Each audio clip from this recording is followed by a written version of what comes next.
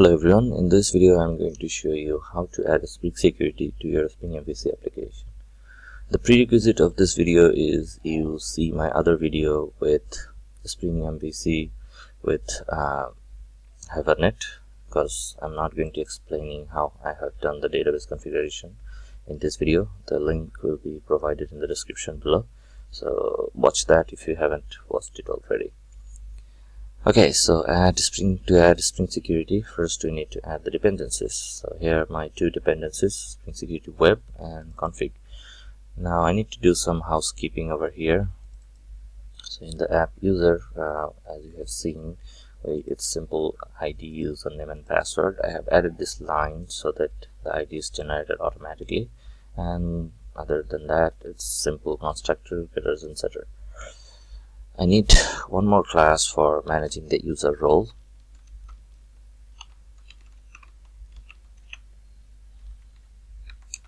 It's entity class, and it has nothing much, same as before. So let me just copy this.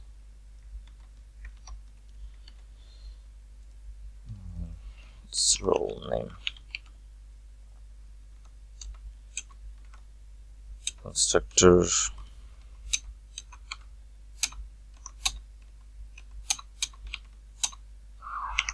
getters and setter.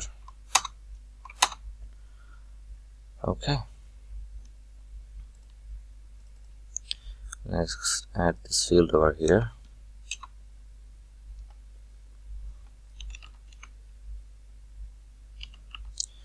So it's going to be a list of user role.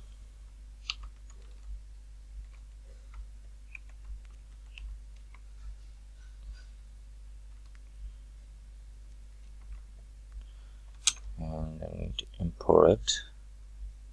Okay, and the constructor accordingly. Sorry.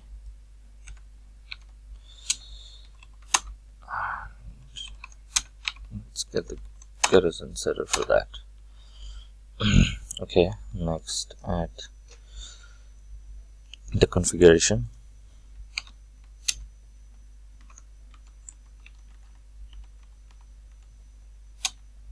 So it's going to Spring Security Initializer, but before creating that, let's create one method in our existing app user service to get user by username.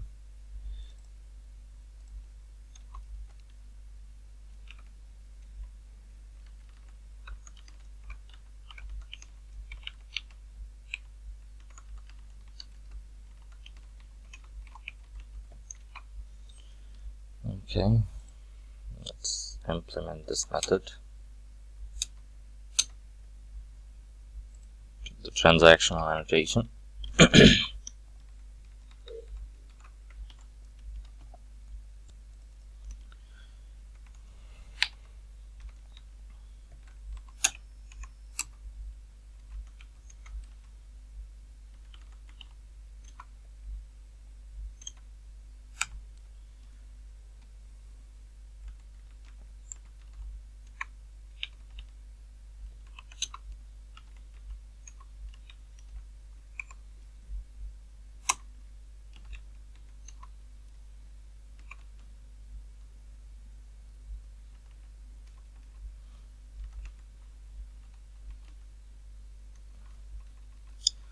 Restrictions. Okay, that queue.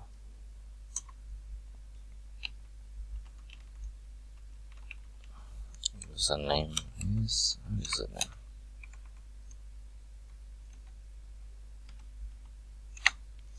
So I'm going to get one user when you call this using the username. So let's add the initializer, finish the initializer. It's going to be doing nothing but extending one class, which is Abstract Security Web Application Initializer.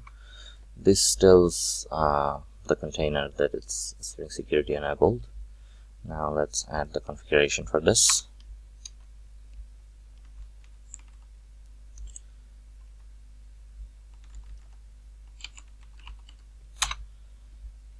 Okay, this is going to be a configuration files. Let's add the web security. Web security, and add global method security.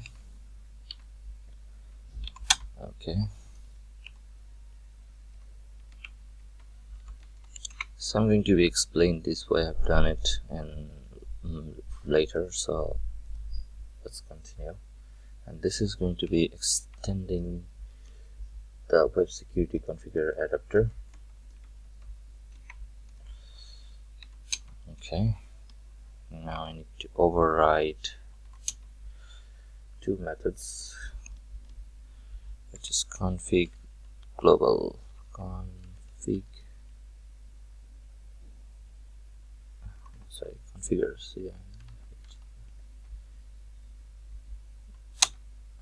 Yeah, this method.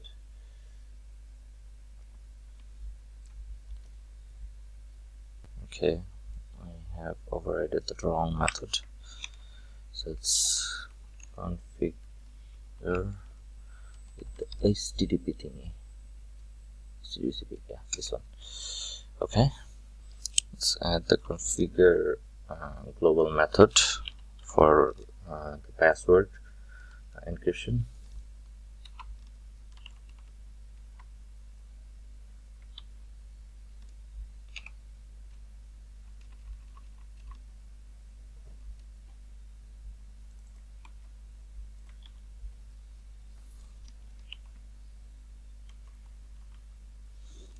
Authentication manager builder.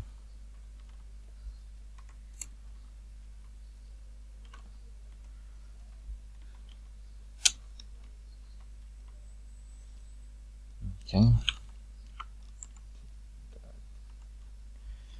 detail service, so we need to use a detail service over here,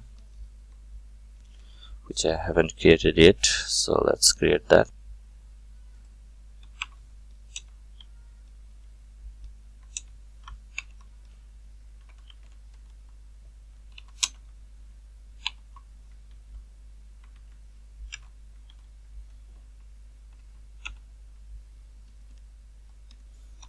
Okay, this implements the Spring's user detail service.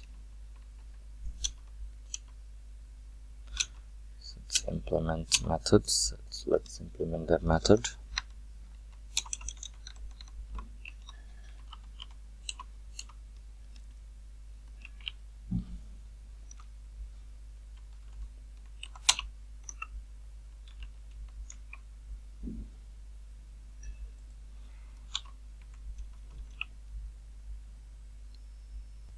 Let's grab the user based on the username provided by the login page, which I haven't created yet. Okay, so let's get that.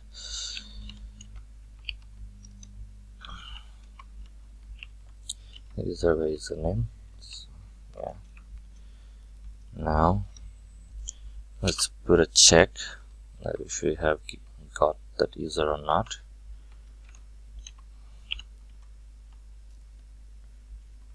So if user exists, we do something, otherwise we throw a simple exception.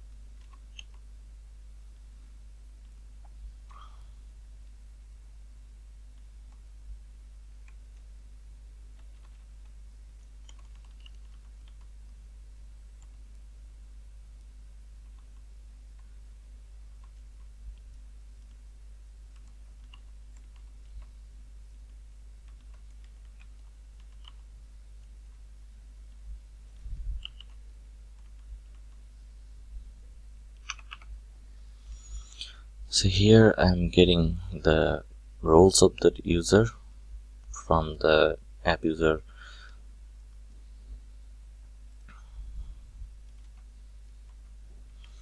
Next I'm going to return the user.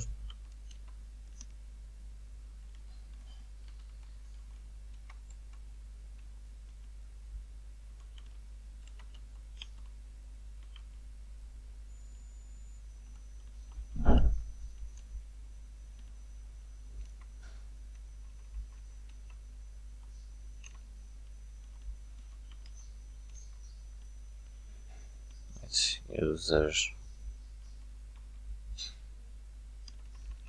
username, it's S,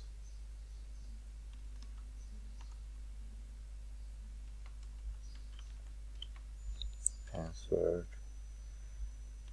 and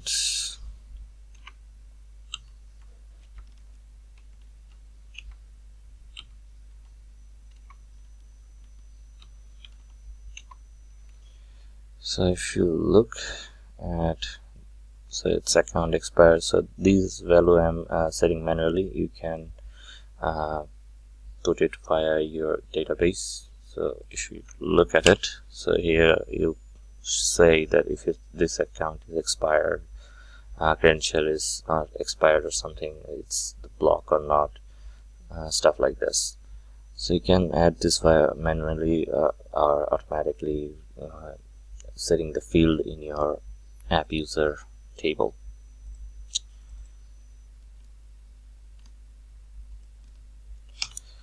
Okay, so our service is done. So let's go back to the security init, and here we will be now able to add the user detail service.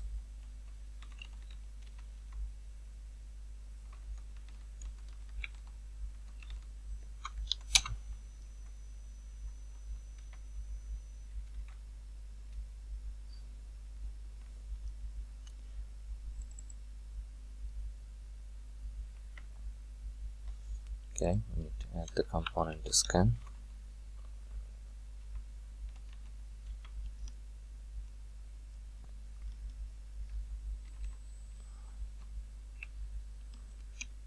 This package class,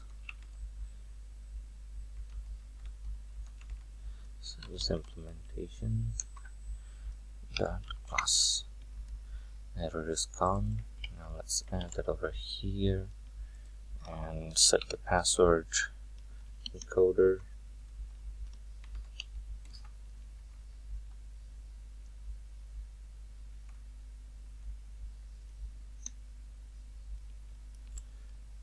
Bcrypt. Okay, now let's configure.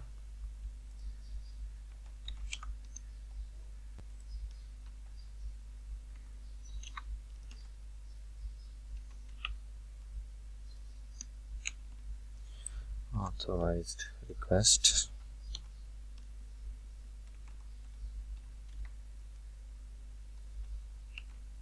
So if it is a sign up, then I'm going to let it go through.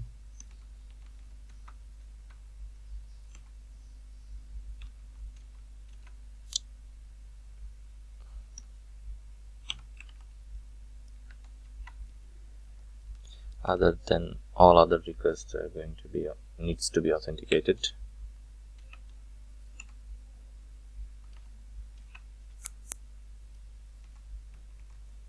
And all login page